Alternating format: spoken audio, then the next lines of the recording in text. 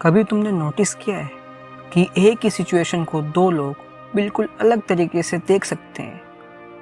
एक इंसान के लिए कोई सिचुएशन अपॉर्चुनिटी हो सकती है और दूसरे के लिए वही सिचुएशन डेंजर। एक आदमी किसी स्ट्रेंजर को देखकर सोचता है शायद ये इंटरेस्टिंग पर्सन है, और दूसरा वही स्ट्रेंजर को देखकर सोचता है इससे दूर रहना चाहिए। सिचुएशन सेम है, पर्सन सेम है, लेकिन रियलिटी दोनों की अलग है। और यहीं से रॉबर्ट एंटन विल्सन की फैसिनेटिंग बुक प्रोमेथियस राइजिंग एक अनकंफर्टेबल क्वेश्चन पूछती है, क्या हम रियलिटी को वैसे देखते हैं जैसे वो एक्चुअली है, या वैसे देखते हैं जैसा हमारा ब्रेन हमें देखने देता है। विल्सन का पूरा फ्रेमवर्क इसी पॉसिबिलिटी के अराउंड घूमता है। उनके अकॉर्डिंग ह्यूमन ब्रेन एक न्यूट्रल कैमरे की तरह दुनिया को सिंपली रिकॉर्ड नहीं करता। ब्रेन इंफॉर्मेशन को फिल्टर करता है, उसे ऑर्गेनाइज करता है, उसका मीनिंग बनाता है, और फिर हम उस इंटरप्रिटेशन को रियलिटी समझने लगते हैं। बुक इसी प्रोसेस को समझाने के लिए कॉन्शियसनेस को डिफरेंट सर्किट्स या मैप में डिवाइड करती है। विल्सन क्लियरली कहते हैं कि ये 8 सर्किट मॉडल एक मैप है, टेरिटरी खुद नहीं। उन्होंने इसे टिम्टी लियरी के मॉडल से अडॉप्ट किया और कहा कि फ्यूचर में इस मैप की जगह कोई और बेटर मैप आ सकता है। लेकिन इस बुक का सबसे पावरफुल पॉइंट सर्किट से भी पहले आता है, एक सिंपल सा आइडिया, थिंकर और प्रूवर। और अगर तुमने इस कॉन्सेप्ट को जेन्युइनली समझ लिया तो तुम अपनी बिलीफ को पहले जैसा इनोसेंट तरीके से देख ही नहीं पाओगे। इमेजिन करो तुम्हें एक बिलीफ है, तुम बिलीव करते हो मैं इंटेलिजेंट हूँ। अब तुम्हारी लाइफ में कोई ऐसी सिचुएशन आती है जहाँ तुमने एक ब्रिलियंट डिसीजन लिया, तुम क्या कहोगे? देखा, मुझे पता था मैं इंटेलिजेंट हूँ। लेकिन अगर तुमसे कोई मिस्टेक हो जाए तो शायद तुम कहोगे सिचुएशन ही खराब थी, इन्फॉर्मेशन इनकम्प्लीट थी, दूसरे पर्सन ने मुझे मिसलीड किया। यानी हम अपनी बिलीफ को प्रोटेक्ट करने के लिए एक्सप्लेनेशन बना लेते हैं। विल्सन के मॉडल में थिंकर वो पार्ट है जो बिलीफ, ओपिनियन या रियलिटी का मॉडल बनता है, और प्रूवर वो मेंटल मैकेनिज्म है जो उस बिलीफ को सपोर्ट करने के लिए एविडेंस ढूंढता है। प्रॉब्लम ये नहीं है कि प्रूवर एग्जिस्ट करता है, प्रॉब्लम ये है कि हम अक्सर रियलाइज ही नहीं करते कि वो काम कर रहा है। सोचो पॉलिटिक्स को, एक पर्सन किसी पॉलिटिकल आइडियोलॉजी को स्ट्रांगली बिलीव करता है। अब वो न्यूज़ देखता है, उसके पास हजारों पीसेस ऑफ इंफॉर्मेशन आ रही है, लेकिन उसका माइंड सब इंफॉर्मेशन को इक्वली इम्पोर्टेंस नहीं देता।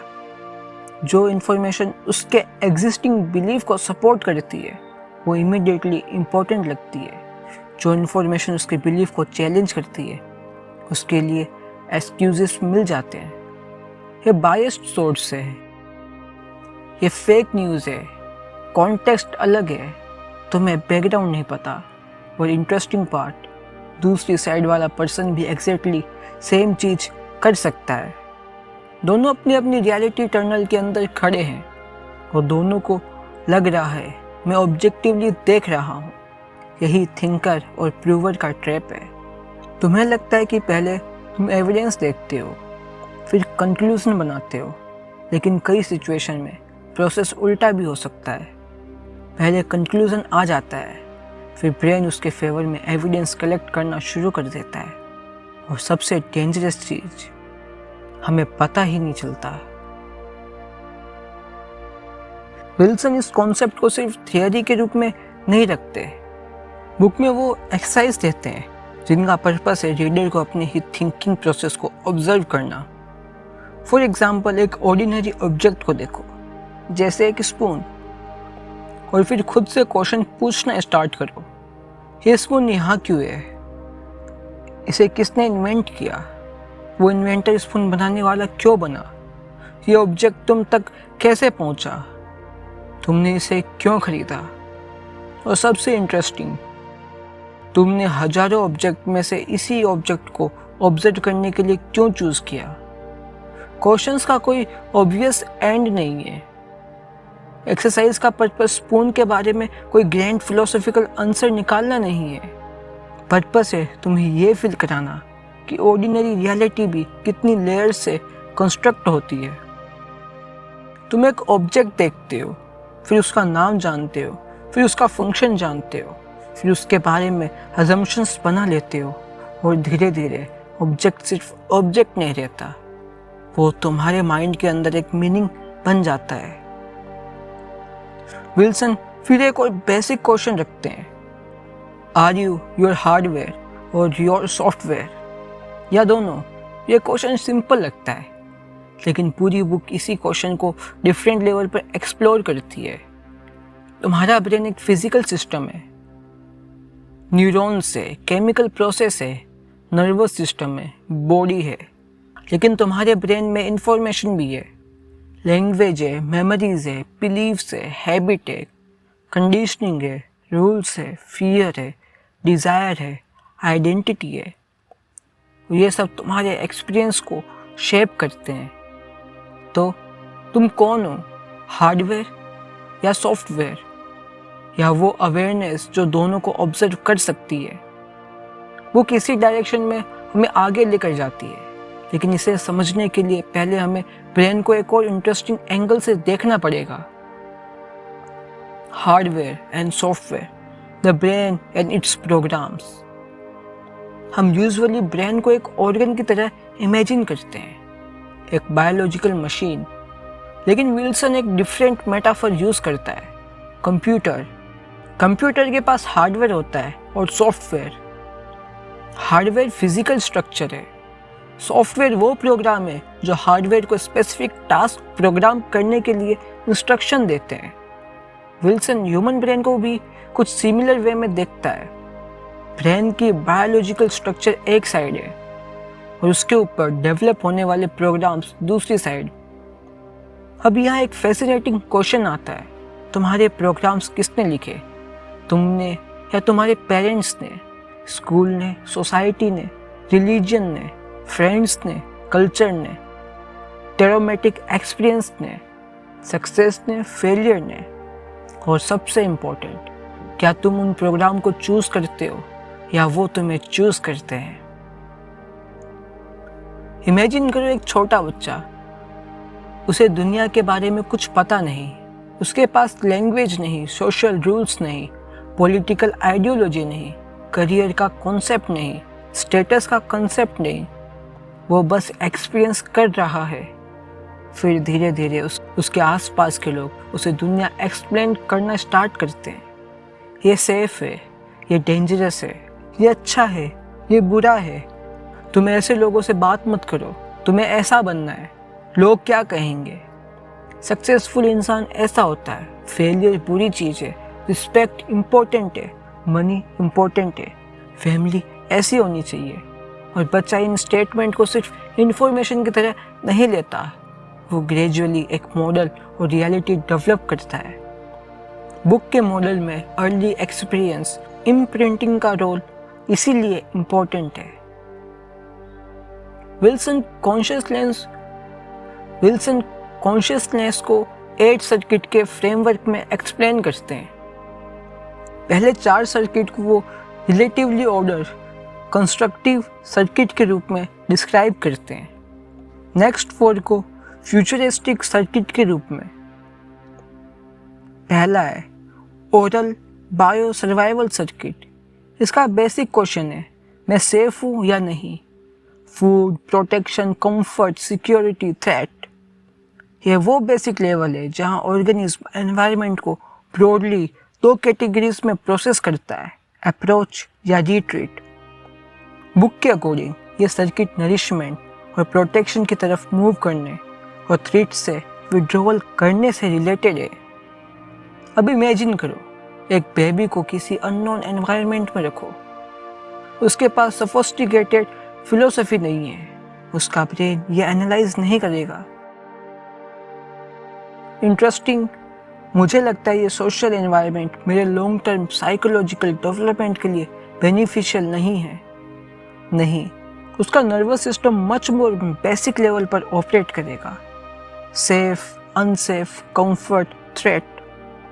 और विल्सन के अकॉर्डिंग अर्ली एक्सपीरियंस इसी सिस्टम को कंडीशन कर सकते हैं, यानी फ्यूचर में कोई कंप्लीट डिफरेंट सिचुएशन जो तुम्हारे ब्रेन को ओल्ड सर्वाइवल पैटर्न एक्टिवेट करने पर मजबूर कर सकते हैं। एक सिंपल एग्जांपल, मान लो चाइल्डहुड में तुमने रिपीटेडली एक्सपीरियंस किया क्रिटिसिज्म के बाद पनिशमेंट मिलती है। अब अडल्ट लाइफ में कोई तुम्हें नॉर्मल फीडबैक देता है, तुम्हारे प्रेजेंटेशन में एक प्रॉब्लम है, ऑब्जेक्टिवली ये सिर्फ फीडबैक है, लेकिन तुम्हारा नर्वस सिस्टम उसे अटैक की तरह प्रोसेस कर सकता है। तुम डिफेंसिव हो जाते हो, गुस्सा आ सकता है, एंजाइटी हो सकती है, तुम जस्टिफाई करना स्टार्ट कर सकते हो। क्यों? क्योंकि प्रेजेंट सिचुएशन के साथ पास्ट प्रोग्रामिंग भी एक्टिवेट हो गई। यही डिस्टिंक्शंस इंपॉर्टेंट है। करंट रियलिटी क्या है और तुम्हारे नर्वस सिस्टम करंट रियलिटी को किस ओल्ड पैटर्न के थ्रू इंटरप्ट कर रहा है। Second circuit, power. अब बच्चा ग्रो करता है, वो चलना सीखता है, एनवायरनमेंट एक्सप्लोर करता है और सडनली एक नया गेम स्टार्ट होता है। पावर। कौन डिसाइड करेगा? कौन पहले जाएगा? कौन डोमिनेट करेगा? कौन फॉलो करेगा? कौन टॉप पर है? कौन बॉटम पर? विल्सन इसे एनल इमोशनल टेरिटोरियल सर्किट के नाम से डिस्क्राइब करता है। बुक के अकॉर्डिंग ये circuit territory, emotional games, hierarchy, domination और सबमिशन जैसे पैटर्न से कनेक्टेड है। और इंटरेस्टिंगली ये सिर्फ पॉलिटिक्स में नहीं दिखता। ऑफिस में देखो, फ्रेंड्स ग्रुप में देखो, फैमिली में देखो, क्लासरूम में देखो, सोशल मीडिया पर देखो, हर जगह इनविजिबल हायरार्की डेवलप होती है। किसी की बात ऑटोमेटिकली इम्पोर्टेंट मानी जाती है, किसी को इग्नोर कर दिया जाता है, किसी को लीडर बना दिया जाता है, कोई कॉन्स्टेंटली अप्रूवल सीक करता है, कोई कॉन्स्टेंटली डोमिनेट करता है, और कभी कभी इंसान की एक्चुअल एबिलिटी से ज़्यादा इम्पोर्टेंट होता है उसका स्टेटस। सोचो एक मीटिंग, एक जूनियर एम्प्लॉय ब्रिलियंट आइडिया देता है, नोबडी रिएक्ट्स। कुछ मिनट बाद सीनियर एम्प्लॉय वही आइडिया थोड़ा डिफरेंट वर्ड्स में रिपीट करता है। सडनली सब कहते हैं एक्सीलेंट आइडिया। अब इंफॉर्मेशन सेम है, आइडिया सेम है, डिफरेंस हायरार्की। यानी ब्रेन सिर्फ वर्ड्स प्रोसेस नहीं करता, वो सोशल पोजीशन भी प्रोसेस करता है। विल्सन के फ्रेमवर्क में ये सेकंड सर्किट डायनामिक्स को समझने का एक यूजफुल लेंस है। बुक चाइल्डहुड के टोडलर स्टेज को भी इसी सर्किट के इम्प्रिंटिंग फेज के साथ कनेक्ट करती है। वॉकिंग, ओवरकमिंग ऑब्स्टिकल्स और फैमिली स्ट्रक्चर में पावर नेगोशिएशन के थ्रू। और यहीं से एक अनकंफर्टेबल पॉसिबिलिटी इमर्ज होती है। मे भी हम अडल्ट होते हुए भी कंप्लीटली रैशनल बीइंग्स नहीं बन पाते। मे भी हमारे अंदर कुछ much older system continuously active रहते हैं। एक पार्ट सेफ्टी ढूंढ रहा है, एक पार्ट स्टेटस, एक पार्ट बिलोंगिंग, एक पार्ट सर्टेनिटी। और ऊपर से हम इस इम्पल्सिस को सोफिस्टिकेटेड लैंग्वेज दे देते हैं। हम कहते हैं मैं प्रिंसिपल्ड हूँ, मैं एम्बिशियस हूँ, मैं बस रिस्पेक्ट चाहता हूँ, मैं फैक्ट के बेसिस पर डिसीजन लेता हूँ। लेकिन कभी कभी शायद हम अपने एशियंट इमोशनल प्रोग्राम को मॉडर्न वोकैबुलरी में एक्सप्लेन कर रहे होते हैं। और यही प्रोमेथेउस राइजिंग का सेंट्रल चैलेंज है। अपने माइंड को सिर्फ यूज़ मत करो, उसे ऑब्जर्व भी करो, क्योंकि जब तक तुम अपने मेंटल प्रोग्राम्स को देख नहीं सकते तुम उनके अंदर ही ऑपरेट करोगे। तो अभी तक हमने एक फाउंडेशन बिल्ड की है। फर्स्ट, तुम्हारा ब्रेन रियलिटी को सिंपली रिकॉर्ड नहीं करता। सेकेंड, तुम बिलीफ बनाते हो और तुम्हारे माइंड उन बिलीफ को सपोर्ट करने के लिए एविडेंस ऑर्गेनाइज करता है। थर्ड, तुम्हारा मेंटल पैटर्न सिर्फ कॉन्शियस डिसीजन से नहीं बनते, अर्ली कंडीशनिंग और इम्प्रिंटिंग भी रोल प्ले करती है। फोर्थ, तुम्हारे अंदर different biological and psychological program हो सकते हैं जो डिफरेंट सिचुएशन में एक्टिव होते हैं। और सबसे इम्पोर्टेंट, तुम और तुम्हारे थॉट नेसेसरली एक ही चीज़ नहीं है। अगर तुम अपने थॉट्स को ऑब्जर्व कर सकते हो तो एक इंटरेस्टिंग पॉसिबिलिटी ओपन होती है। अगर मैं अपने प्रोग्राम को देख सकता हूँ, क्या मैं उस प्रोग्राम को चेंज भी कर सकता हूँ? यही क्वेश्चन हमें नेक्स्ट चैप्टर्स की तरफ लेकर जाता है, क्योंकि विल्सन के मॉडल में ब्रेन की स्टोरी सिर्फ सर्वाइवल और पावर पर ख़त्म नहीं होती। उसके बाद आता है लैंग्वेज, मीनिंग, सिंबल्स, कल्चर और वही इनक्रेडिबल ह्यूमन एबिलिटी पास्ट से इंफॉर्मेशन लेकर फ्यूचर को चेंज करना, यानी टाइम बाइंडिंग सिमेंटिक सर्किट। और यहीं से प्रोमोथेसिसाइजिंग और भी इंटरेस्टिंग हो जाती है। पिछले हिस्से में हम एक इम्पोर्टेंट पॉइंट पर रुके थे। अगर हम अपने मेंटल प्रोग्राम्स को ऑब्जर्व कर सकते हैं तो क्या हम उन प्रोग्राम्स को चेंज भी कर सकते हैं? और अब विल्सन हमें एक और पावरफुल आइडिया की तरफ ले जाते हैं, रियलिटी टर्नल। ये फेज प्रोमोथेसिसाइजिंग को समझने के लिए ऑलमोस्ट सेंट्रल है। The time binding semantic circuit. सोचो, तुम्हारे सामने एक ऑब्जेक्ट रखा है, एक सिंपल सा कप। तुम उसे देखते हो और तुरंत तुम्हारे माइंड में एक मीनिंग अपीयर हो जाती है।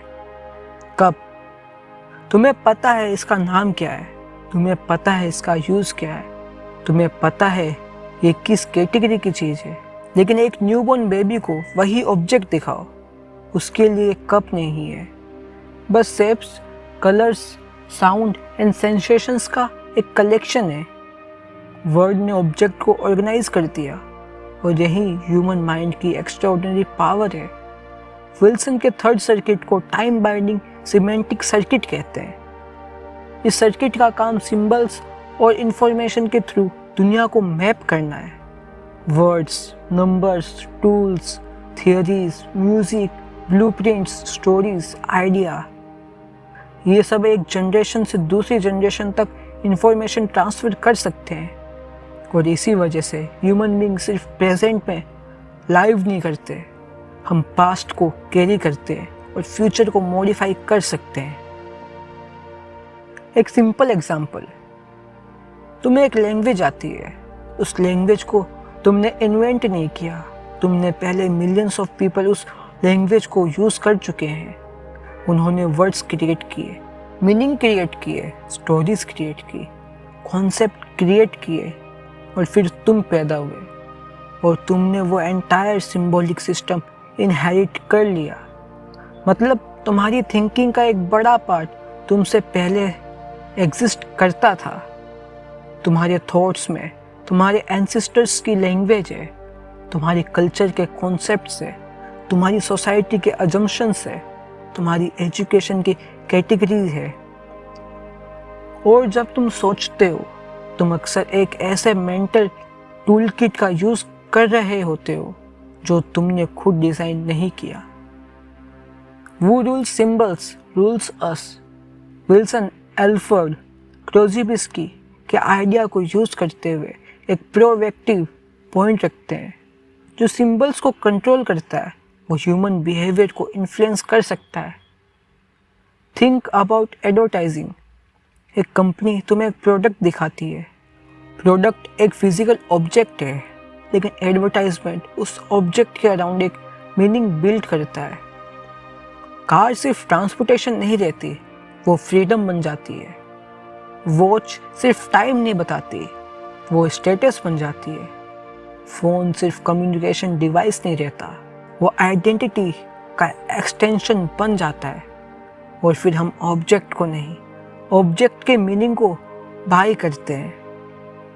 विल्सन के अकॉर्डिंग वर्ड्स और सिंबल्स इमोशनल एसोसिएशन क्रिएट कर सकते हैं, इवन जब वर्ड्स का रियल वर्ल्ड रेफरेंसेस अनक्लियर हो। इसी मैकेनिज्म का यूज़ एडवर्टाइजमेंट और ऑर्गेनाइज्ड रिलीजन में हो सकता है।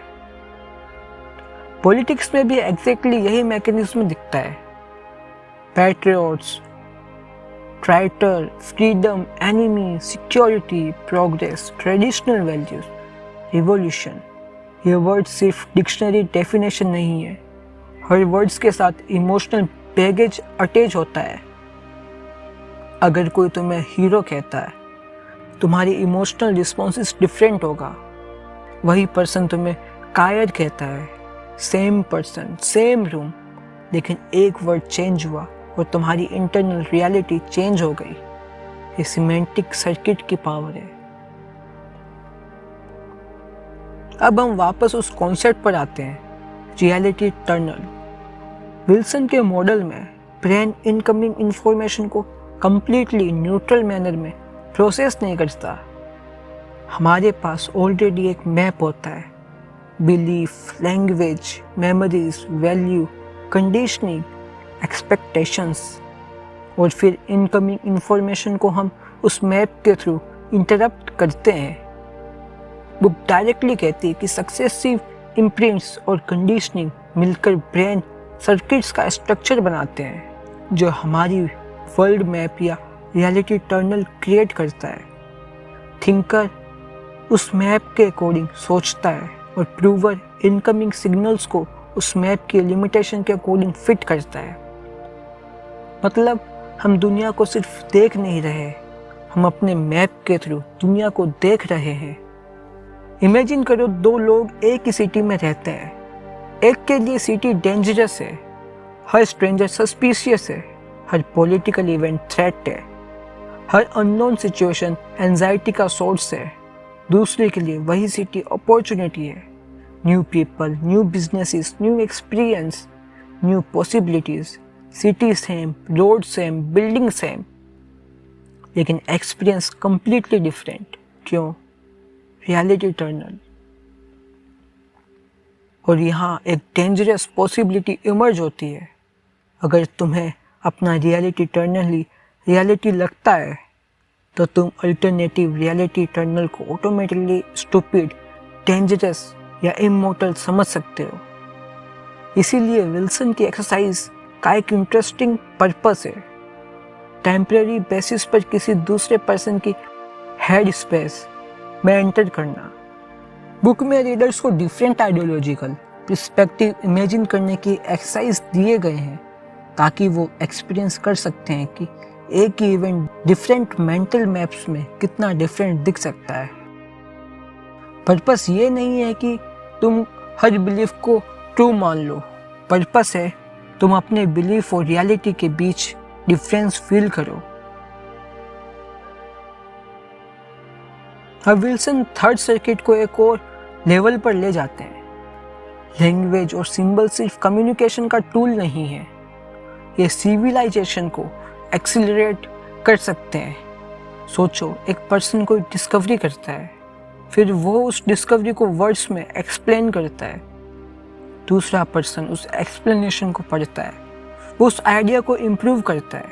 फिर थर्ड पर्सन उसे इम्प्रूव्ड आइडिया को किसी टेक्नोलॉजी में कन्वर्ट करता है। फिर फोर्थ पर्सन उस टेक्नोलॉजी को और इम्प्रूव करता है और प्रोसेस कंटिन्यू होता रहता है। इंफॉर्मेशन कंपाउंड होती है।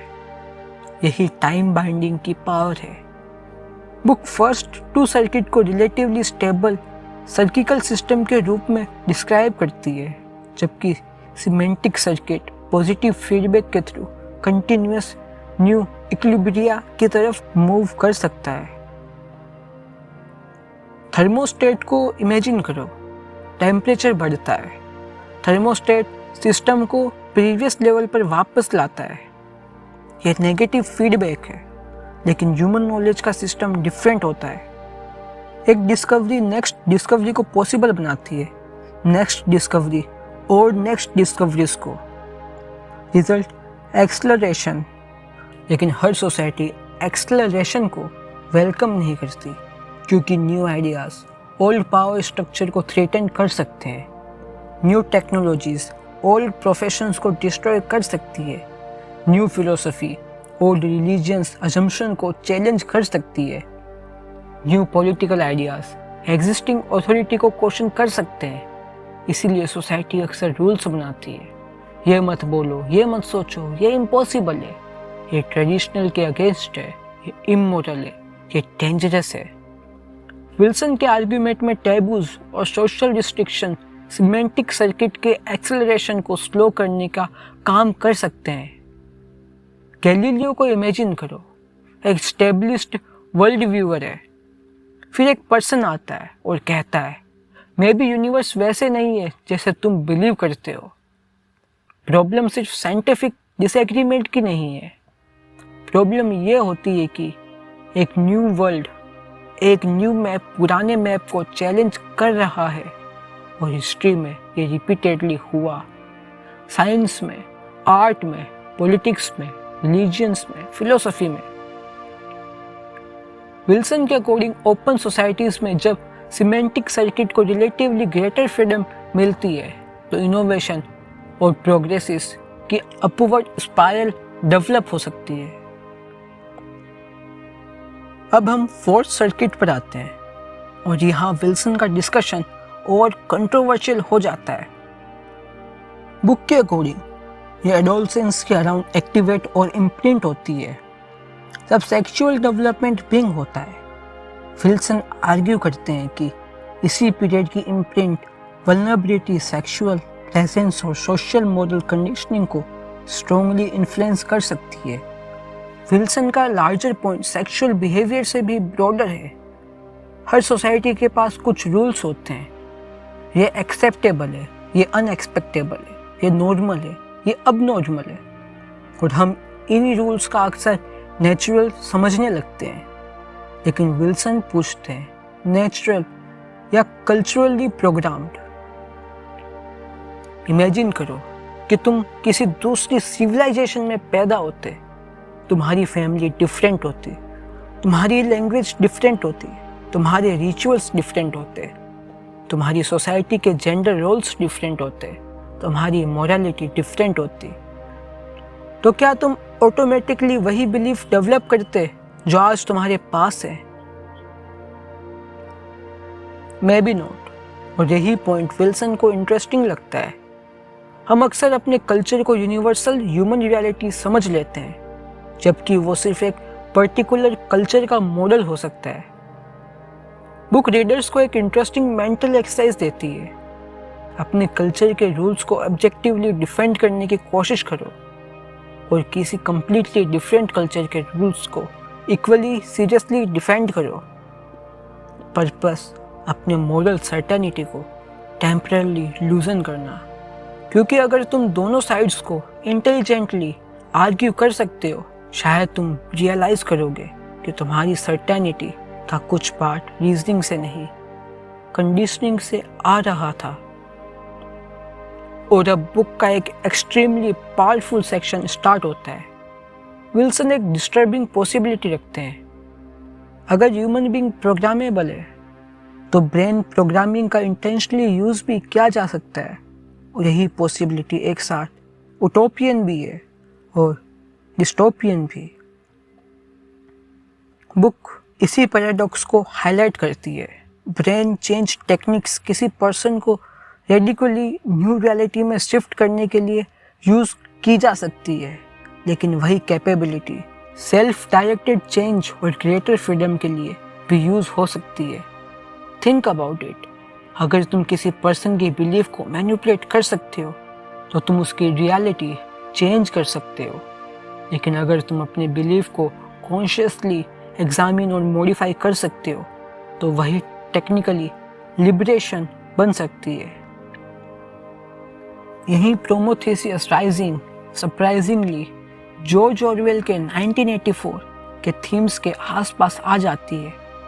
1984 में डेंजर है, एक्सटर्नल अथॉरिटी तुम्हारी रियलिटी डिफाइन करे। विल्सन के मॉडल में एक और डेंजर है, तुम खुद अपनी प्रोग्रामिंग को रियलिटी समझ लो। डिफरेंस सब टाइल है। अगर गवर्नमेंट तुम्हें फोर्स करे तुम रेजिस्टेंस आइडेंटिफाई कर सकते हो, लेकिन अगर प्रोग्रामिंग तुम्हारे चाइल्डहुड से आई है और तुम उसे पर्सनैलिटी समझते हो तो रेजिस्टेंस किसके अगेंस्ट करोगे? अपने अगेंस्ट। विल्सन ब्रेन को एक टेलीविज़न टर्नल की तरह डिस्क्राइब करते हैं।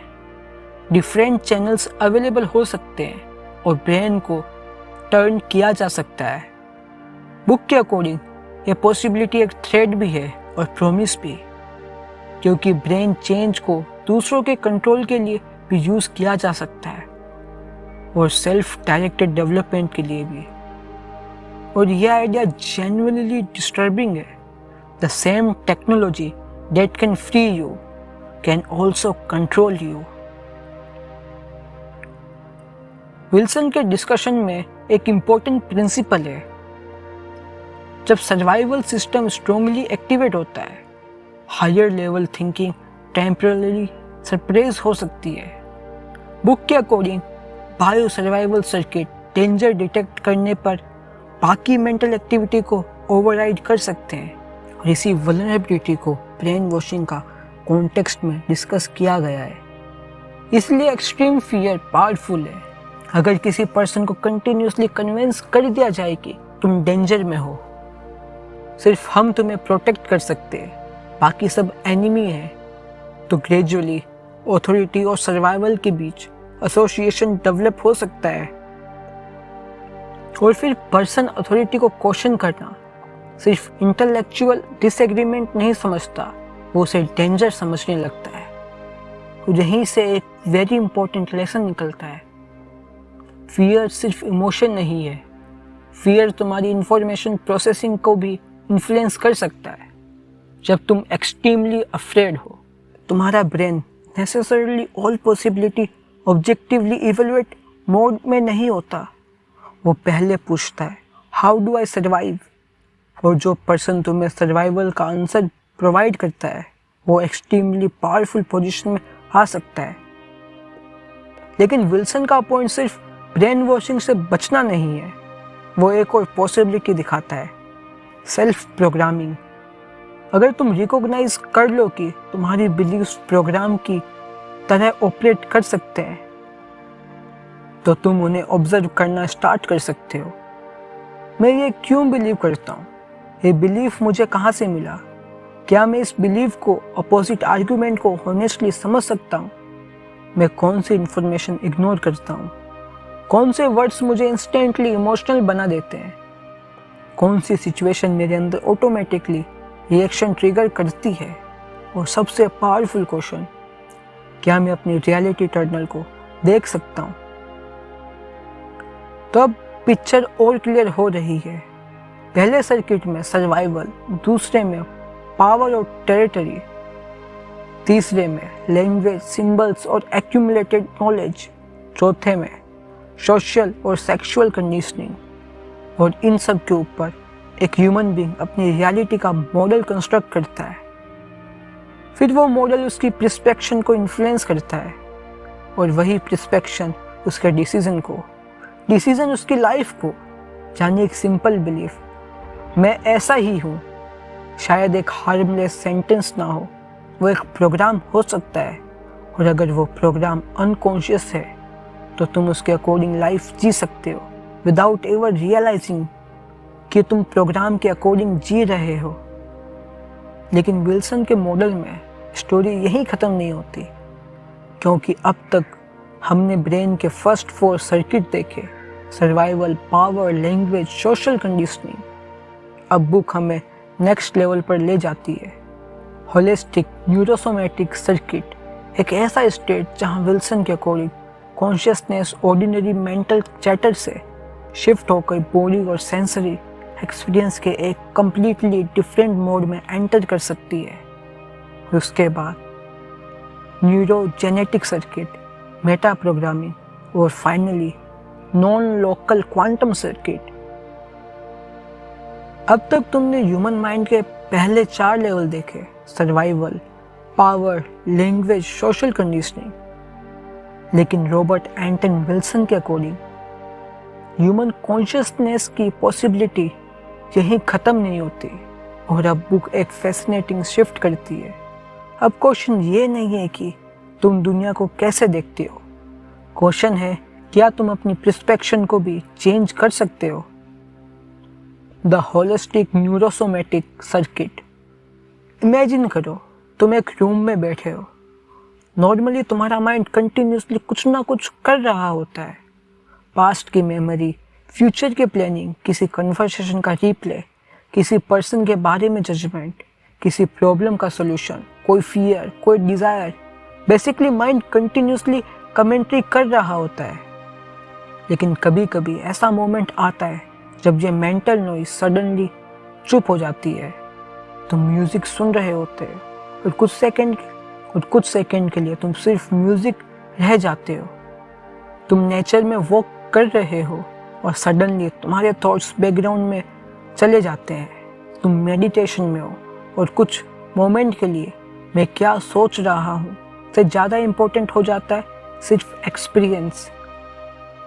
विल्सन इसी टाइप के एलिब्रेटेड स्टेट को न्यूरोसोमैटिक सर्किट के लेंस से एक्सप्लेन करते हैं। बुक के अकॉर्डिंग सर्किट में एक्सपीरियंस का सेंट्रल एब्स्ट्रैक्ट थॉट से शिफ्ट होकर बॉडी और डायरेक्ट सेंसरी एक्सपीरियंस की तरफ आ सकता है। विल्सन इसे ब्लीस, एस्टेसी और न्यूरोसोमैटिक स्टेट के साथ कनेक्ट करते हैं। विल्सन डेलिब्रेटली टर्मिनोलॉजी चेंज करते हैं। ट्रेडिशनल लैंग्वेज में हम बोलते हैं साइकोसोमैटिक, लेकिन विल्सन के लिए साइके या सोल का concept unnecessary metaphysical baggage carry करता है। इसलिए वो कहता है न्यूरोसोमैटिक, यानी माइंड और बॉडी को एक इंटरकनेक्टेड नर्वस सिस्टम एक्सपीरियंस की तरह देखो। और यहाँ एक इंटरेस्टिंग आइडिया इमर्ज होता है। मे बी तुम्हारी बॉडी सिर्फ एक व्हीकल नहीं है जिसे माइंड कैरी करता है। मे बी बॉडी सिर्फ कॉन्शियसनेस को इन्फ्लुएंस करती है। तुम्हारी ब्रीथिंग बदलो, एक्सपीरियंस बदल सकता है। पोस्चर बदलो, इमोशनल स्टेट इन्फ्लुएंस हो सकती है। एनवायरनमेंट बदलो, अटेंशन चेंज हो सकता है। म्यूजिक चेंज करो, मूड चेंज हो सकता है। और जब बॉडी और नर्वस सिस्टम का सिग्नल ड्रामेटिकली चेंज होते हैं, तुम्हारी entire reality temporarily different feel हो सकती है। इसीलिए मेडिटेशन, योगा, ब्रीथ वर्क जैसे प्रैक्टिसेस इंटरेस्टिंग हो जाते हैं। विल्सन इन ट्रेडिशनल को सिंपल स्पिरिचुअल बिलीफ की कैटेगरी में नहीं रखते। उनके फ्रेमवर्क में ये नर्वस सिस्टम के स्टेट्स को अल्टर करने की पॉसिबल मेथड बन जाते हैं। बुक सर्किट 5 को न्यूरोसोमैटिक, ब्लिस और अल्टर्ड कॉन्शियसनेस के साथ कनेक्ट करती है। लेकिन यहाँ भी एक इम्पोर्टेंट वार्निंग। बुक एक पॉइंट पर एक फैसिनेटिंग क्वेश्चन सजेस्ट करती है, who is the one who is living me now. अब सोचो, तुम कौन हो? तुम्हारा सर्वाइवल इंस्टिंक्ट, तुम्हारा ईगो, तुम्हारी लैंग्वेज, तुम्हारी सोशल आइडेंटिटी, तुम्हारी बॉडी, तुम्हारी अवेयरनेस। विल्सन के फ्रेमवर्क में ये क्वेश्चन डिफरेंट सर्किट्स को ऑब्जर्व करने का एक्सपेरिमेंट बन जाता है। और यहाँ से एक सबटाइल शिफ्ट होता है। पहले तुम कह रहे थे आई एम एंग्री, अब तुम पूछ सकते हो मेरे अंदर एंगर का प्रोग्राम एक्टिवेट हुआ है। पहले आई एम अफ्रेड, अब मेरे सर्वाइवल सर्किट थ्रेट डिटेक्ट कर रहा है। पहले I am the kind of person, मैंने अपने लिए एक आइडेंटिटी कंस्ट्रक्ट की है। और ये डिस्ट्रिक्शंस बहुत पावरफुल है, क्योंकि जब तुम किसी स्टेट को ऑब्जर्व कर सकते हो, तुम स्टेट के साथ कंप्लीटली आइडेंटिकल रहना जरूरी नहीं समझते।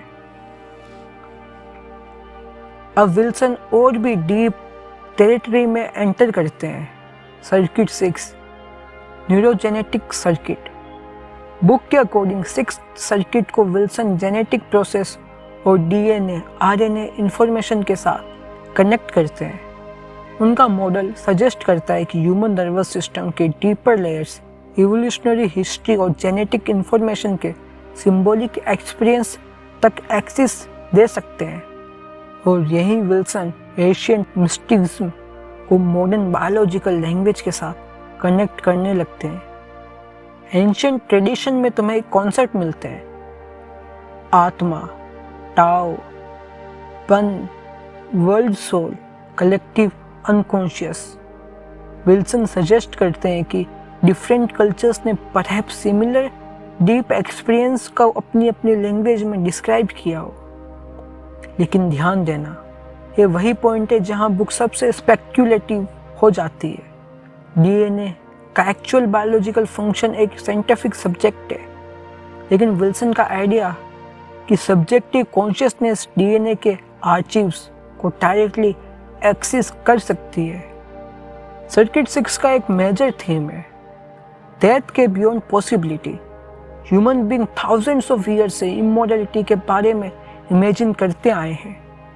रिलीजन्स ने स्पिरिचुअल इमोरलिटी ऑफर की, एल्केमिस्ट ने फिजिकल इमोरलिटी का ड्रीम देखा, मिस्टिक्स ने कॉन्शियसनेस को डेथ से बियॉन्ड इमेजिन किया, और मॉडर्न साइंस ने लॉन्गिविटी और लाइफ एक्सटेंशन को रिसर्च का सब्जेक्ट बना दिया। विल्सन के लिए ये सब एक लार्जर इवोल्यूशनरी क्वेश्चन से कनेक्ट होता है।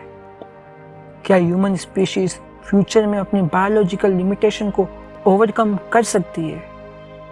बुक हिस्टोरिकल इमोरलिस्ट आइडिया को डिस्कशन करती है और RCW एटिंगर जैसे थिंकर का मेंशन करती है, जिन्होंने फिजिकल इमोरलिटी को सीरियस टेक्नोलॉजिकल गोल के रूप में प्रेजेंट किया। विल्सन के लिए इमोरलिटी सिर्फ डेथ से बचने की फैंटेसी नहीं है, यह एक रियलिटी टर्नल भी है। अगर सोसाइटी तुम्हें बचपन से बताती है everyone dies, that's just life, तो तुम मोरलिटी को अनक्वेश्चनेबल फैक्ट की तरह एक्सेप्ट करते हो। लेकिन अगर कोई पर्सन यह क्वेश्चन करे, why must this always remains true, तो एक कंप्लीटली डिफरेंट फ्यूचर इमेजिन हो सकता है। और विल्सन का लार्जर आर्गुमेंट है, फ्यूचर पहले इमेजिनेशन में एग्जिस्ट करता है, फिर विल, फिर रियलिटी। बुक के एंडिंग सेक्शन में भी ये आइडिया डायरेक्टली रिटर्न होता है। और अब हम बुक के सबसे इम्पोर्टेंट कॉन्सेप्ट में से एक पर आ गए हैं, मेटा प्रोग्रामिंग। सिंपल लैंग्वेज में प्रोग्रामिंग को प्रोग्राम करना। सोचो तुम्हारे माइंड में एक बिलीफ है, मैं पब्लिक स्पीकिंग में बेड हूँ। नॉर्मल लेवल पर तुम बस बिलीफ के अकॉर्डिंग बिहेव करोगे। स्टेज आएगी, एंजाइटी होगी, तुम अवॉइड करोगे, फिर अवॉइडेंस तुम्हारे बिलीफ को रीइंफोर्स करेगा। Cycle complete. लेकिन मेटा प्रोग्रामिंग क्या करेगा? वो पूछेगा, ये बिलीफ आया कहाँ से, इसके एविडेंस क्या है, क्या इसका अपोजिट भी पॉसिबल है, मैं किस एक्सपीरियंस के बेसिस पर इसे ट्रू मान रहा हूँ, ये बिलीफ मेरे लिए यूजफुल है या हार्मफुल, और फिर क्या मैं इस प्रोग्राम को रीराइट कर सकता हूँ। विल्सन एल्फ्रेड कोज़िबिस्की के आइडिया को यूज करते हुए कहते हैं कि ब्रेन किसी आइडिया को सिर्फ होल्ड ही नहीं कर सकता, ब्रेन आइडिया के बारे में आइडिया भी बना सकता है, फिर उस आइडिया के बारे में एक और आइडिया, और थियोरेटिकली ये प्रोसेस चलती जाती है। यही मेटा है। तुम सिर्फ थिंक नहीं कर रहे, तुम थिंकिंग को ऑब्जर्व कर रहे हो। तुम सिर्फ बिलीफ नहीं कर रहे, तुम बिलीफ को एग्जामिन कर रहे हो। तुम सिर्फ रियलिटी टनल में नहीं रह रहे, तुम रियलिटी टनल को देख रहे हो। एक प्रैक्टिकल एग्जांपल लेते हैं। मान लो तुम्हें लगता है सक्सेसफुल लोग नेचुरली कॉन्फिडेंट होते हैं, ये एक बिलीफ है। अब मेटा प्रोग्रामिंग अप्रोच क्या कहेगी? पहला क्वेश्चन, सक्सेसफुल का डेफिनेशन क्या है? दूसरा, कॉन्फिडेंस का डेफिनेशन क्या है? तीसरा, क्या सक्सेसफुल पीपल कभी इनसिक्योर नहीं होते? चौथा, मैंने ये बिलीफ किससे सीखा? पांचवा, अगर ये बिलीफ फॉल्स हो तो मेरी लाइफ कैसे चेंज होगी? अब तुम बिलीफ के अंदर ट्रैप्ड नहीं हो, तुम बिलीफ को ऑब्जेक्ट की तरह एग्जामिन कर रहे हो, और ये डिफरेंस छोटा नहीं है। विल्सन के अकॉर्डिंग यहाँ कॉन्शियसनेस एक और लेवल पर रिफ्लेक्सिव हो जाता है। तुम अपने माइंड को ऑब्जर्व कर सकते हो, फिर तुम ऑब्जर्व कर सकते हो कि तुम माइंड को कैसे ऑब्जर्व कर रहे हो, फिर तुम उस प्रोसेस को भी ऑब्जर्व कर सकते हो। बुक इस प्रोसेस को एक kind of infinity with in का आइडिया से कनेक्ट करती है। और यही वो पॉइंट है जहाँ विल्सन की बुक एक्सप्लेनेशन एक सेल्फ हेल्प मैनुअल से फिलोसॉफिकल एक्सप्लोरेशन बन जाता है। Because now question becomes, if I can change my program, would decide with program is better. तुम अपने ओल्ड बिलीफ को रिप्लेस कर सकते हो, लेकिन न्यू बिलीफ्स भी एक प्रोग्राम हो सकते हैं। तुम अपनी ओल्ड रियलिटी टनल से एस्केप कर सकते हो, लेकिन न्यू रियलिटी टनल भी एक टनल ही हो सकती है। इसीलिए मेटा प्रोग्रामिंग का हाईएस्ट स्किल परहैप्स ये नहीं है कि I founded the correct world view. Instant I know that every world view is a model. अब विल्सन एक फैसिनेटिंग स्टेटमेंट देते हैं, रियलिटी को लेकर हमारे मॉडल्स कंटिन्यूसली compete करते हैं। बुक के अकॉर्डिंग जब पैराडिज्म शिफ्ट होता है, जब हम दुनिया को एक तरीके से देखना छोड़कर दूसरे तरीके से देखते हैं, तो पूरी वर्ल्ड पिक्चर रीमेक होती हुई फील हो सकती है। हिस्ट्री में देखो, एक टाइम था जब अर्थ यूनिवर्स का सेंटर समझी जाती थी। फिर कैम्ब्रियन रिवॉल्यूशन आई। एक टाइम था जब स्पीसीज को फिक्स्ड समझा जाता था। फिर डार्विन। फिजिक्स में क्लासिकल वर्ल्ड व्यू डोमिनेंट था। फिर रिलेटिविटी, क्वांटम मैकेनिज्म।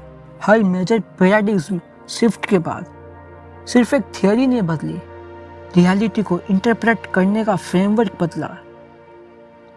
और यहीं विल्सन एक डेंजरस ट्रैप पॉइंट आउट करते हैं। तुम अपने करंट मॉडल को फाइनल रियलिटी समझ सकते हो।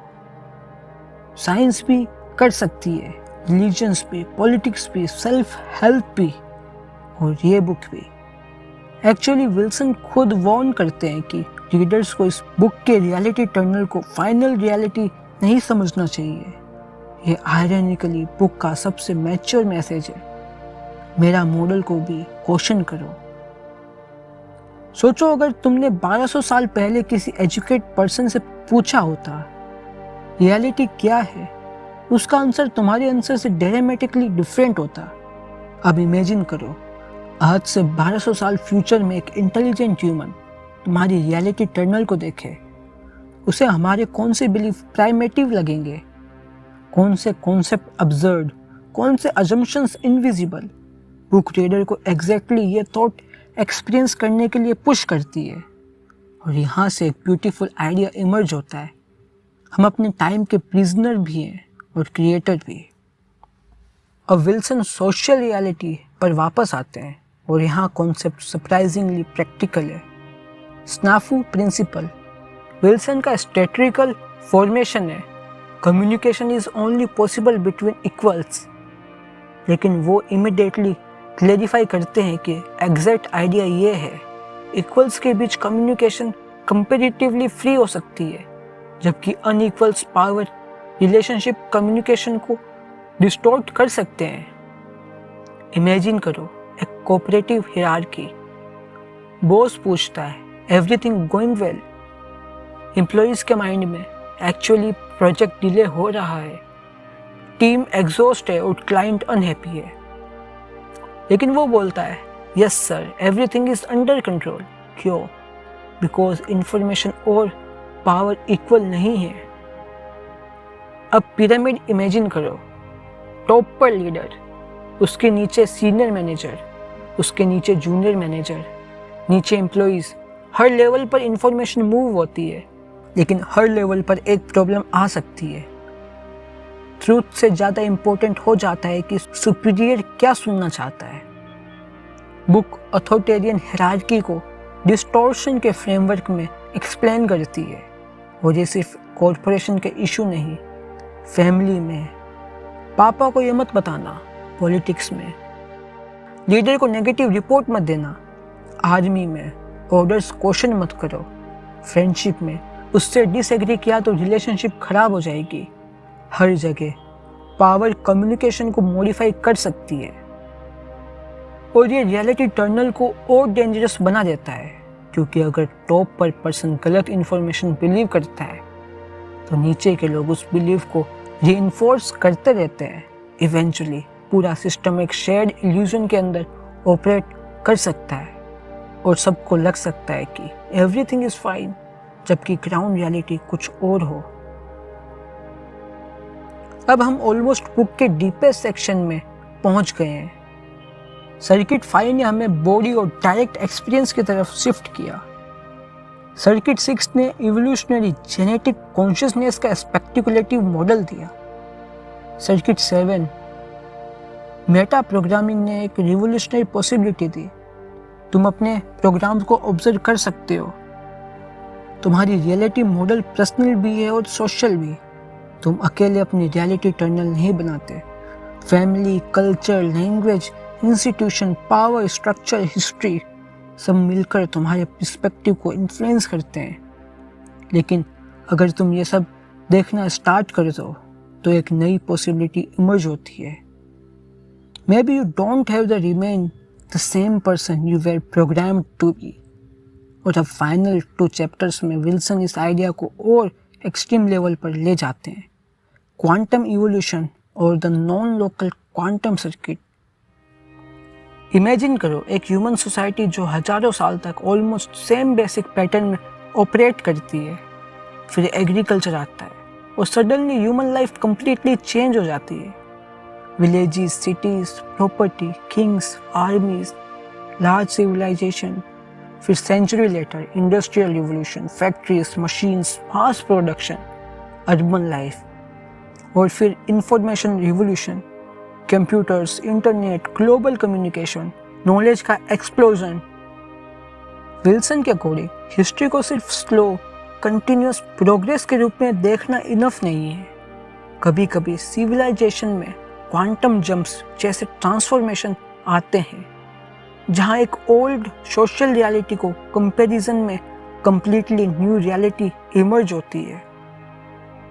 विल्सन यही एल्डविन टॉलफलर के द थर्ड वेव का मॉडल यूज करते हैं। First wave agricultural civilization, tribal life से लार्ज स्केल एग्रीकल्चर सोसाइटी तक ट्रांजिशंस। ये ट्रांसफॉर्मेशन थाउजेंड्स ऑफ ईयर लेता है। Second wave industrial civilization, agriculture based society से फैक्ट्रीज, सिटीज और इंडस्ट्रियल इकोनॉमी की तरफ मूवमेंट ये कंपैरेटिवली फास्टर होता है। Third wave information society, computers, information, network और पोस्ट इंडस्ट्रियल इकोनॉमी ये प्रीवियस वेव से ड्रामेटिकली फास्टर होती है। बुक के अकॉर्डिंग हर वेव प्रीवियस वेव से अप्रोक्सीमेटली 10 टाइम्स फास्टर अनफोल्ड होती है। विल्सन का लार्जर पॉइंट ये है, टेक्नोलॉजी सिर्फ टूल नहीं बदलती, टेक्नोलॉजी ह्यूमन रियलिटी को चेंज करती है। एक फार्मर और एक फैक्ट्री वर्कर की लाइफ सेम नहीं है। फैक्ट्री वर्कर और इंफॉर्मेशन वर्कर की लाइफ भी सेम नहीं। उनके टाइम का एक्सपीरियंस, वर्क का meaning, social responsibility, education, information access, identity, future expectations सब डिफरेंट हो सकते हैं। यानी एनवायरनमेंट चेंजेस द ह्यूमन। और जब एनवायरनमेंट सिर्फ सफिशिएंटली रैपिडली चेंज करता है, ह्यूमन कॉन्शियसनेस को भी एडॉप्ट करना पड़ता है। विल्सन के टाइम में इंटरनेट अभी इन्फेंसी में था, लेकिन उन्होंने इंफॉर्मेशन एक्सेलरेशन को एक मैसिव इवोल्यूशनरी फोर्स के रूप में इमेजिन किया।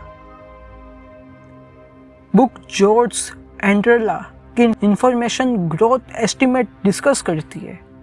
उनके कैलकुलेशन के अकॉर्डिंग ह्यूमन नॉलेज का doubling time progressively dramatically reduce हुआ। 1500 तक डबलिंग, फिर 1750, फिर 1900, फिर 1950, फिर 1960 तक इंटरवल्स बहुत शॉर्ट हो गए। आज के पर्सपेक्टिव से देखो, इंफॉर्मेशन एनवायरनमेंट और भी रेडिकली ट्रांसफर हो चुके हैं, लेकिन विल्सन का अंडरलाइंग क्वेश्चन अब भी रेलेवेंट है। अगर इंफॉर्मेशन तेजी से ग्रो करेगी तो ह्यूमन ब्रेन का क्या होगा? अगर दुनिया में नॉलेज कंटिन्यूसली इंक्रीज होते रहे तो क्या ओल्ड मेंटल स्ट्रक्चर इनफ रहेंगे, या ह्यूमन कॉन्शियसनेस को new way of processing information develop करने होंगे? विल्सन के फ्रेमवर्क में हायर सर्किट को इसी एडॉप्शन के कॉन्टेक्स्ट में देखा जाता है। न्यूरोसोमेटिक अवेयरनेस, न्यूरोजेनेटिक विजन और मेटा प्रोग्रामिंग फ्लेक्सिबिलिटी जैसे कैपेसिटीज को रैपिडली चेंजिंग इंफॉर्मेशन एनवायरनमेंट से कोप करने की पॉसिबिलिटी के रूप में। अब बुक के टाइटल का डीपर मीनिंग सामने आता है, प्रोमेथियस। ग्रीक माइथोलॉजी में प्रोमेथियस वो फिगर है जो गॉड से फायर लेकर ह्यूमैनिटी को देता है। फायर यहाँ सिर्फ फिजिकल फायर नहीं, it's become a symbol of knowledge, technology, human potential, liberation. लेकिन प्रोमेथियस को पनिशमेंट भी मिलती है क्योंकि नॉलेज पावर स्ट्रक्चर को डिस्टर्ब कर सकते हैं। विल्सन इसी सिंबलिज्म को ह्यूमन इंटेलेक्चुअल इवोल्यूशन से कनेक्ट करते हैं। उनके according societies repeatedly third circuit, knowledge, information और कंसेप्चुअल इनोवेशन को कंट्रोल करने की कोशिश करती रहती है। और यहाँ एक फैसिनेटिंग कॉन्ट्राडिक्शन है। ह्यूमैनिटी को प्रोग्रेस चाहिए लेकिन टू मच चेंजेस अनकंफर्टेबल होता है। हम इनोवेशन चाहते हैं लेकिन अपनी बिलीफ को चेंज नहीं करना चाहते। हम टेक्नोलॉजी चाहते हैं लेकिन टेक्नोलॉजी से आने वाली सोशल चेंजेस से डर सकते हैं। हम फ्रीडम चाहते हैं लेकिन अनसर्टेनिटी से अनकंफर्टेबल हो सकते हैं। यानी ह्यूमन इवोल्यूशन और ह्यूमन कन्वर्जिज्म कंटिन्यूसली एक दूसरे के साथ फाइट करते हैं। और अब बुक का सबसे स्पेक्युलेटिव चैप्टर, सर्किट 8। विल्सन इसे नॉन लोकल क्वांटम सर्किट कहते हैं। यहाँ ऑर्डिनरी इंडिविजुअल कॉन्शियसनेस का फ्रेमवर्क ऑलमोस्ट डिसअपीयर हो जाता है। विल्सन क्वांटम फिजिक्स के ideas, especially Bell's theorem, non locality को कॉन्शियसनेस के पॉसिबिलिटी के साथ कनेक्ट करने की कोशिश करते हैं।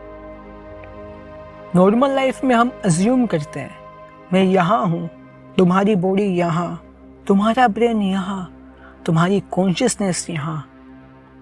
लेकिन क्वांटम फिजिक्स में इंटेंजलमेंट जैसे फिनोमिनल ने फिजिसिस्ट को लोकेलिटी के ट्रांजिशंस, ट्रेडिशनल अजम्पशंस को क्वेश्चन करने पर मजबूर किए। विल्सन इसे साइंटिफिक टेरिटरी को कॉन्शियसनेस के फिलोसॉफिकल पॉसिबिलिटी के साथ कनेक्ट करते हैं। बुक में एडवर्ड हैरिस वॉल्कर मॉडल का मेंशन है जहां कॉन्शियसनेस को बेल टाइप कोरिलेशन से कनेक्ट किया जाता है, और जैक सरफेती का अल्टरनेटिव मॉडल इंफॉर्मेशन को नॉन लोकल मीडियम के रूप में डिस्कस करता है। विल्सन एक एक्स्ट्राऑर्डिनरी मेटाफर यूज करते हैं। इमेजिन करो तुम्हारे ब्रेन एक कंप्यूटर है, यूनिवर्स एक जिगानाइट कंप्यूटर है, और सब क्वांटम रियलिटी के अंदर और भी स्मॉलर सिस्टम है। हार्डवेयर लोकलाइज्ड है, मतलब ब्रेन यहाँ है, यूनिवर्स का एक पार्ट वहाँ है। लेकिन सॉफ्टवेयर यानी इंफॉर्मेशन विल्सन के मॉडल में नॉन लोकल हो सकती है। एक इंफॉर्मेशन पैटर्न को सिर्फ एक पर्टिकुलर लोकेशन तक लिमिटेड इमेजिन नहीं करना पड़ता। अगर ये विल्सन सरफेटी का स्पेक्युलेटिव कंसेप्चुअल फ्रेमवर्क है, इसे ये कंक्लूड नहीं करना चाहिए कि मॉडर्न फिजिक्स ने प्रूव कर दिया है कि ह्यूमन कॉन्शियसनेस यूनिवर्स के हर पॉइंट से डायरेक्टली कनेक्टेड है।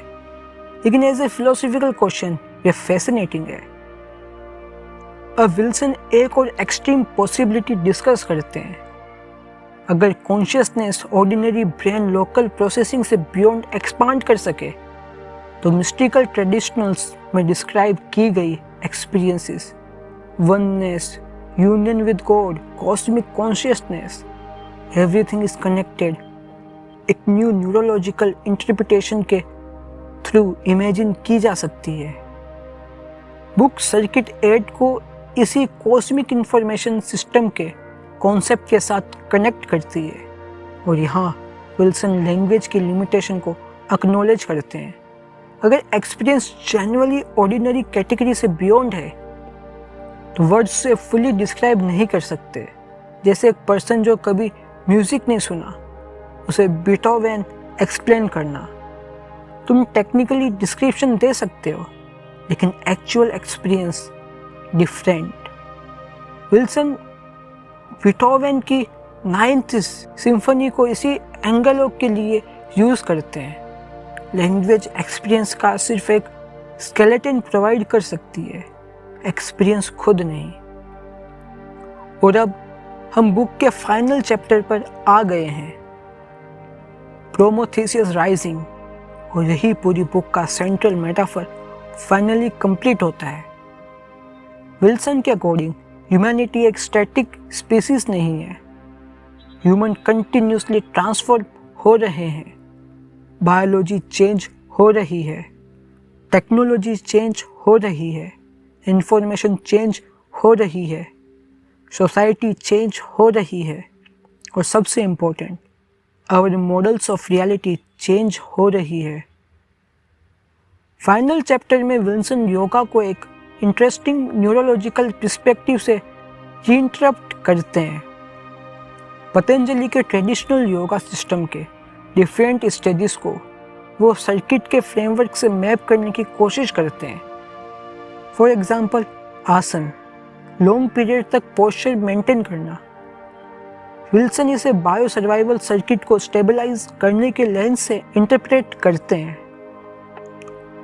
प्राणायाम, ब्रीथिंग प्रैक्टिसेस, विल्सन के मॉडल में ये इमोशनल प्रोग्रामिंग को क्वाइट करने से कनेक्ट होती है।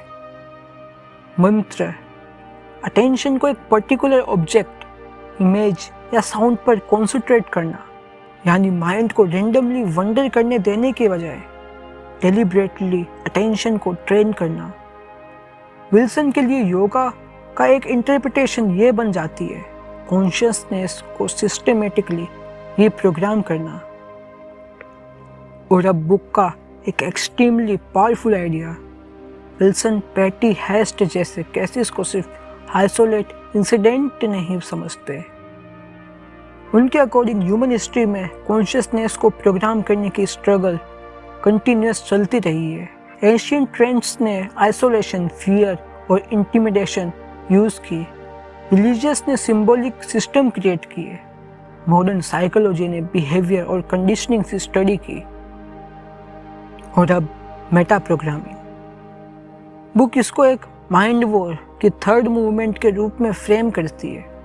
एक साइड पर वो फोर्सेस जो ह्यूमन को प्रोग्राम करना चाहती है, और दूसरी साइड पर वो इंडिविजुअल जो खुद अपना मेटा प्रोग्रामर बनना चाहता है। और यही बुक का रियल क्लाइमैक्स है। क्वेश्चन ये नहीं है क्या तुम प्रोग्राम्ड हो। विल्सन का फ्रेमवर्क में आंसर ऑलमोस्ट सर्टेनिटी है, यस। क्वेश्चन ये है अब तुम क्या करोगे। क्या तुम अपनी प्रोग्रामिंग को इनविजिबल रहने दोगे या उसे ऑब्जर्व करोगे। क्या तुम अपने इनहेरिटेड बिलीव्स को एब्सोल्यूट ट्रुथ समझोगे या उन्हें मैप की तरह ट्रीट करोगे। क्या तुम अपनी रियलिटी टनल को डिफेंड करोगे या कभी कभी दूसरे टनल में एंटर करके देखोगे। क्या तुम सिर्फ सोसाइटी के प्रोग्राम्स फॉलो करोगे या कॉन्शियसली डिसाइड करोगे कि कौन से प्रोग्राम्स तुम रखना चाहते हो। प्रोमेथेयस का फायर सिर्फ नॉलेज नहीं है, it is the ability to see differently. एक ऑर्डिनरी पर्सन को एक रियलिटी दी जाती है, उसे कहा जाता है this is how things are.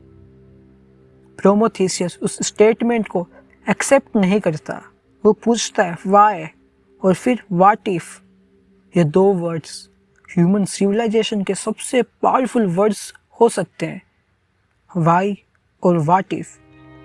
Y questions old programming को एक्सपोज करता है, what if questions new reality imagine करता है, और दोनों के बीच इवोल्यूशन होता है। अब एक बार पीछे मुड़कर देखो, हमने बुक की जर्नी कहाँ से स्टार्ट की थी। Thinker and prover. तुम एक बिलीफ बनाते हो और माइंड उस बिलीफ को सपोर्ट करने वाली एविडेंस ढूंढ सकता है। फिर हार्डवेयर एंड सॉफ्टवेयर। तुम्हारा ब्रेन बायोलॉजिकल हार्डवेयर है, लेकिन तुम्हारे एक्सपीरियंस, बिलीफ्स और कंडीशनिंग उस हार्डवेयर के ऊपर प्रोग्रामिंग क्रिएट करते हैं। फिर circuit 1 survival, circuit 2 power, circuit 3 language और symbols, circuit 4 social sexual conditioning, फिर सर्किट 5 बॉडी और holistic experience, circuit 6 evolutionary possibility, circuit 7 meta programming और finally circuit 8 non local consciousness का स्पेक्यूलेटिव पॉसिबिलिटी, एक जर्नी सर्वाइवल से कॉन्शियसनेस तक। लेकिन Wilson की सबसे इम्पोर्टेंट बात शायद 8 सर्किट्स में से कोई एक नहीं है, वो है मैप इज़ नॉट टेरिटरी। तुम्हारा बिलीफ रियलिटी नहीं है, तुम्हारी आइडेंटिटी रियलिटी नहीं है, तुम्हारी आइडियोलॉजी रियलिटी नहीं है, तुम्हारा कल्चर रियलिटी नहीं है, तुम्हारी फियर रियलिटी नहीं है, तुम्हारा फेवरेट वर्ल्ड व्यू रियलिटी नहीं है। ये सब मैप्स हो सकते हैं, यूजफुल मैप्स, कभी कभी डेंजरस मैप्स, कभी आउटडेटेड मैप्स, कभी कॉन्ट्राडिक्शनरी मैप, लेकिन मैप्स। और शायद इंटेलेक्चुअल फ्रीडम का फर्स्ट स्टेप ये नहीं है कि तुम करेक्ट मैप फाइंड कर लो, शायद फर्स्ट स्टेप ये है कि तुम रियलाइज़ करो मैं मैप के अंदर रह रहा हूँ।